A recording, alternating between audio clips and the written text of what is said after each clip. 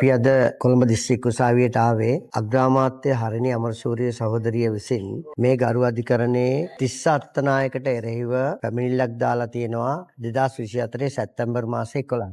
ඒ නඩුවට පදනම වන්නේ අපි දන්නවා මීට කලින් ජනාධිපතිවරණයට ප්‍රථම විශේෂයෙන්මත් ඊට පස්සේ මහමැතිවරණයට ප්‍රථමවත් සෑහෙන අසත්‍ය කරුණු ප්‍රමාණයක් ජාතික ජනබලවේගයට එරෙහිව සමාජගත කරා. ඒ සමාජගත කරපු පචවල අසත්‍ය තොරතුරු වල ප්‍රධානම කාරණයක් බවට පත් උනේ නුවර දළදා පෙරහැර අපේ ආණ්ඩුවක් ආවට පස්සේ ජාතික ජනබලවේගයේ ආණ්ඩුවක් ආවට පස්සේ නවත්තන්න යනවායි කියන. එතකොට මේ ප්‍රකාශය 2024 8 වෙනි මාසේ 19 වෙනිදා සමගි ජනබලවේගයේ සංවිධායකයෙක් වන තිස්සත් නායක විසින් හරිනි අමරසූරිය මහත්මිය මේ ප්‍රකාශය කළායයි කියලා ප්‍රකාශයක් ප්‍රසිද්ධියට පත් කළා. අද වෙනකොට අපේ ආණ්ඩුව බලයට පත් කළ අවුරුද්දක් එනවා. ඒ අවුරුද්දක කාලේ ඇතුලේ කවුද පච කියලා තියෙන්නේ කියන කාරණය හොඳට හොයාගන්න පුළුවන්.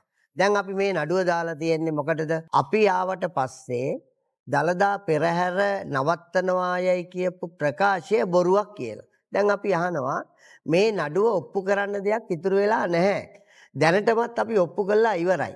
මොකද මේ දළදා පෙරහැර නවත්තන්න එන්නේ අලි ඇතුන් අපට සපයා ගන්න බෑ කියලා මේ පෙරහැරට. ඉතින් මං අහනවා පහුගිය දළදා පෙරහැරේ අලි ඇතුන් ගියේ නැද්ද? ඉතින් මම අහන්නේ මේ නඩුව ඔප්පු කරන්න දෙයක් ඉතුරු වෙලා නැහැ. ඉස්සරහට මේ නඩුවේ අද ඒගොල්ලෝ උත්තරයක් බඳලා තිනවා. මේ උත්තරය කිසිසේත්ම අපි අහන ප්‍රශ්නෙට උත්තරයක් එයා දීලා නැහැ. කොහෙද යන්නේ මල්ලේ පොල් උත්තරයක් තමයි තිස්සත් නායක දීලා තියෙන්නේ. ඒක නිසා මේ උත්තරේ ගත්ත වෙලාවෙම අපිට පේනවා මේ තියෙන්නේ ඔහු බඳපු උත්තර ප්‍රකාශය. මේ උත්තර ප්‍රකාශයේ ඇතුලේ අපි කියන ලද විෂයගත කාරණයට අදාළව කිසිදු කරුණක් සඳහන් කරලා නැහැ. වෙන කරුණු ප්‍රමාණයක් සඳහන් කරලා තියෙනවා.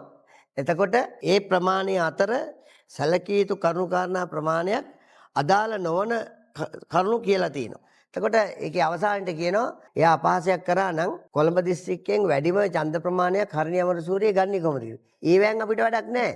අත්වශයෙන්ම බෞද්ධ බලවේගයේ නොමග යෑමට යම් කරුණු රාශියක් කරුණු ප්‍රමාණයක් ඉස්මතු වුණා මේ කියන ප්‍රකාශය හරහා. ඒක නිසා අපි තිස්සත් නායක මහත්තයාට කියන්නේ අපි ඉල්ලා තියෙනවා මේ නඩුවේ රුපියල් මිලියන 100ක්. ඒකෙන්ද රුපියල් මිලියන 100ක් ඒ මිලියන 100 ලෑස්ති කරන් ඉන්න ඔයාට මේ නඩුව ඔප්පු කරන්න බෑ. අපි ආණ්ඩුවක් ලෙස ඔයාගේ කියපු බොරුව දැනටමත් ඔප්පු කර අවසන්. ඒකින්ද දළදා පෙරහැර තබා අවසන්. දළදා පෙරහැරේ අලි ඇතුන් යොදවා අවසන්. ඒක නිසා තිස්සත් නායක මහත්තයාට කියනවා කරුණා කළා මේ රුපියල් මිලියන 100 ගෙවලා මේ වැඩේ සමතයකටපත් කරගන්න. එහෙම නැත්නම් ඔයාට එච්චර හොඳ වෙන්නේ නැහැ මේ නඩුව කියලා.